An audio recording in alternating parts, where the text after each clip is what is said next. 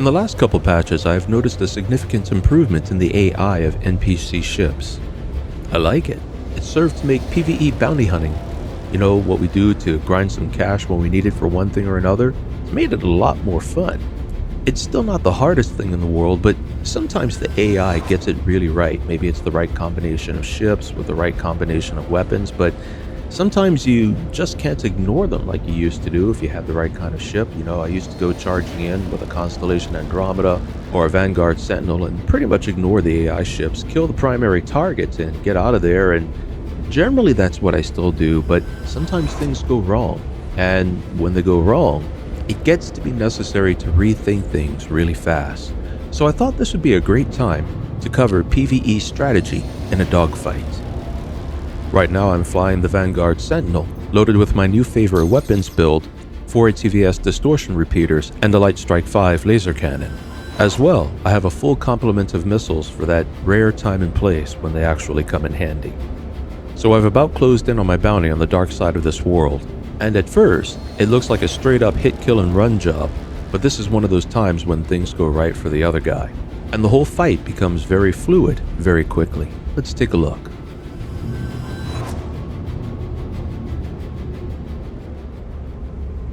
Now problem 1 is that it's dark here, and apparently, even though Star Citizen takes place 1,000 years in the future, no ship makers have figured out that night vision really should be a standard part of starship HUDs. Now when fighting enemies in atmosphere, because there is a ground below, I like to be on a roughly horizontal plane to them. So rather than running straight at them, I'm actually descending slowly and carefully since I can't really see the ground in front of me. And when I figure they're about level with me, I'll pull up toward them. So far, everything's going right, just how I want it to go. They've launched some missiles at this point, but that's no big deal. I'll just drop 3 decoys and that'll get rid of the missile problem. Whoosh, there they go down below. One additional note, I usually wait till just before the last moment to drop the decoys. And that way, if any other ships also launch missiles a little later, they're likely to pull them away too, and then I don't have to waste more decoys. Once again, so far, everything's going right. But now we see the first big problem. The Mark's AI pals are especially aggressive this time around, and they are closing in really early. Now Vanguards are very tanky heavy fighters and they have really good shielding, and by and large I'll just rush in, kill the Mark, and generally ignore the Mark's AI companions. But they started shooting at me so early that if I don't do something about them, they're going to chew through shields. And one of them's carrying some ballistics that are occasionally punching through the shields. That will not do. By simply swinging around to face them momentarily, they change course to come after me. AI can be slow to react, so seeing that they're going the wrong way, I once again turn back around and head straight for the Mark, hoping to quickly take him out.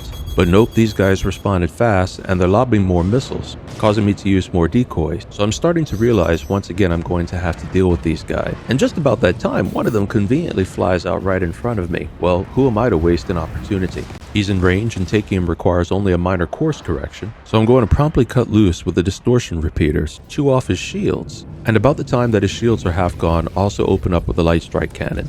And this simple tactic removes him from play almost immediately. Note that I'm also moving very slowly. I don't want to get involved in a high-speed chase where I cannot clearly see the ground below me. You never can tell if there's a hill or a mountain, and the altimeter in Star Citizen only shows altitude above sea level, or the plane of the planet's surface. So I'm keeping my speed down to little to nothing and letting the enemies come to me. And now we see the real problem. These guys have a Gladius Valiant with them. I rarely ever see one of these in an NPC group. But when they are there, they make trouble. And he's capable of doing some significant damage to me if I ignore him. So that one's gotta go, and once again I cut loose with the ATVS distortion repeaters. It's only a light fighter and these distortion weapons almost instantly peel away his shields and shut down his power. He's now helpless. I'm taking heavy fire from another ship, so I need to hurry up and get rid of this guy. So I go ahead and open up with a light strike. However, because he has no power, he hits the ground before I finish taking him out myself. That's fine, either way I get paid and the danger is removed. Now it's time to deal with the next most important problem. And that's that I have no shielding left. That other AI ship shooting at me has managed to chew them away.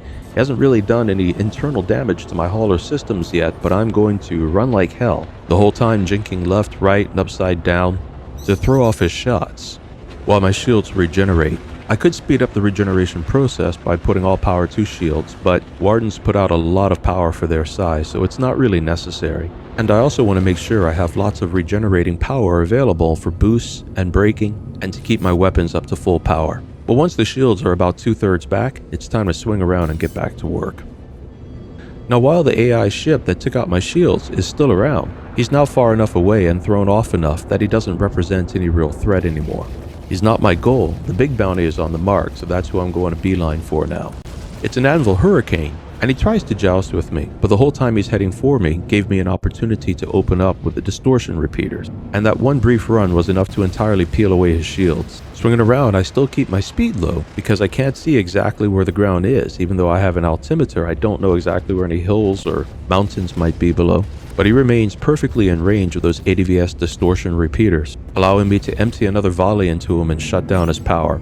I know he's falling, but as he has no shields, a single missile should finish him off. I go ahead and fire, but I did not realize how close he was to the ground. The missile itself missed, but the ground didn't.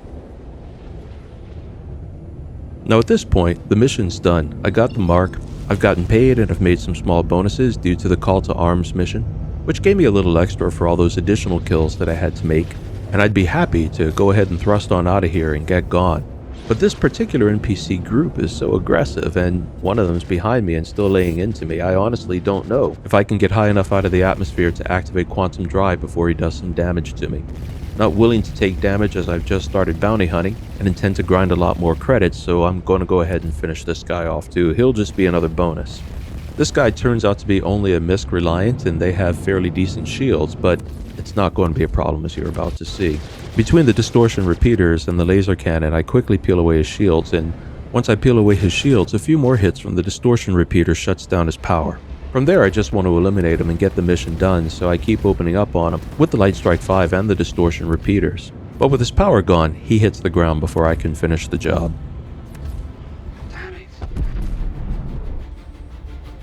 So the job is done now, and it's time to go ahead and get out of atmosphere and take on our next mission as well.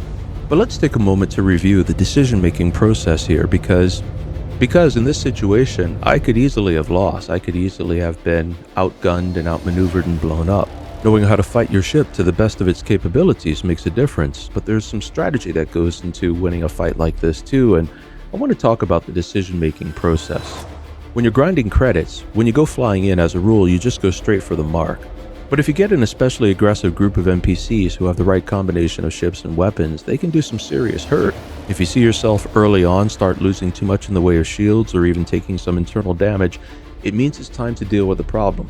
You can either boost out and away and try coming back from another side. Sometimes that works. Often when you leave the NPC ships alone, they'll stay where you left them, allowing you to circle around and come in from the other side and hit the mark without its support. Usually that's the best tactic. It can feel like running away, but it's actually the fastest way to deal with the NPC AI ships. However, if you're in a circumstance where you're being totally swarmed by capable ships like I was there, just turning and running probably is not going to work out too well. You may take some significant damage or even be destroyed before you can really get away. Even in a tanky vanguard, once your shields are down, you're vulnerable to a swarm hitting you hard. So from there you have to choose your targets. As a general rule, you want to pick the one that can do the most hurt to you. However, if, as what happened when I was in this dogfight, one of the bad guys overextends and finds himself right in front of you, you might as well go ahead and hit him. That's one less platform carrying weapons to worry about. From there, still attempt to go for the most dangerous opponent. However, if you see that he's well beyond range, don't chase him. You're likely to take a lot of hits trying to catch him. Instead, he's momentarily out of the fight too, so go ahead and hit whoever is your current, next most accessible, and most dangerous target.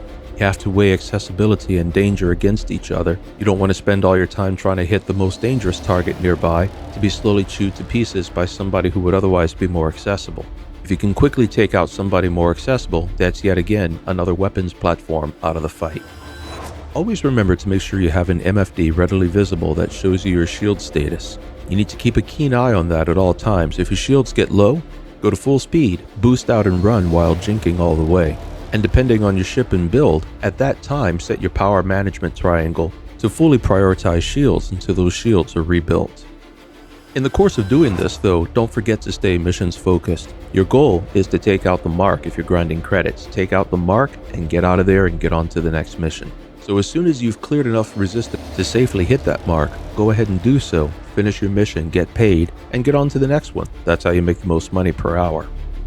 For new players, it can often feel like too many things are happening all at once to keep track of, and a battle feels very chaotic. It's also not intuitive to think in terms of three-dimensional space where air and space battles take place. But I find it's like learning how to play a musical instrument. As you practice, everything falls together, and you'll find yourself reaching a place where you can quickly and clearly make good strategic and tactical decisions as you come to understand the dynamics and flow of a battle. Thank you for watching, and as always, if you like what you see, please take a moment to like and subscribe.